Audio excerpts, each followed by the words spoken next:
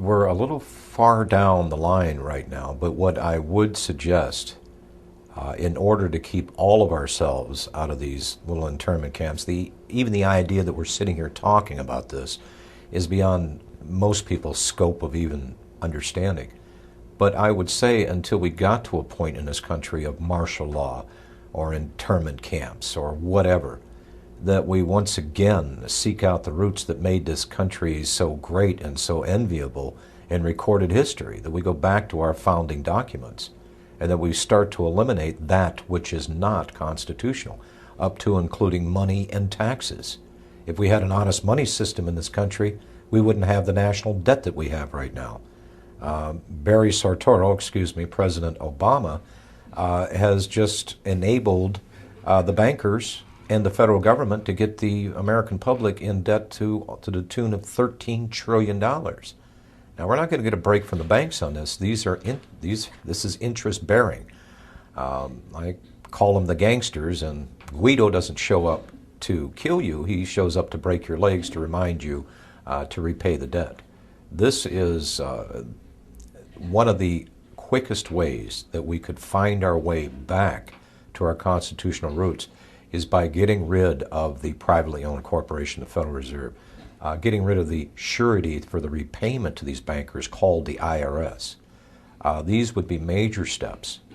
And people to get energized once again. There's a lot of confusion, there's a lot of fear out there right now. But there is the solution to this, and it is people's involvement. We are the government. Most people forget that. You and I are the government. So we need to start exercising our rights. If you don't use them, you're going to lose them. And the threat is that we're on the brink of losing this entire republic. So people have to get involved once again. They've got to start asking these questions. They've got to start going after their state representatives. They've got to start communicating with other people. They've got to start educating themselves and bringing them up to speed. Being an American, you have a duty and an obligation to live in such a great country such as this. There is, from time to time, a little work to do. I know that's a four-letter word that most people don't like to hear. But by duty and obligation, not only to ourselves, but the subsequent generations yet to come, it is our duty. So I would suggest that we start there, going back to the Constitution. Get more people involved, get more people educated, and I think we can do this nonviolently. If we do not, there may be another scenario for these internment camps, whether they be under Department of Homeland Security, FEMA, whomever else. There could be a second American revolution in this country. And I'm one of these people that don't want to see blood running in the streets.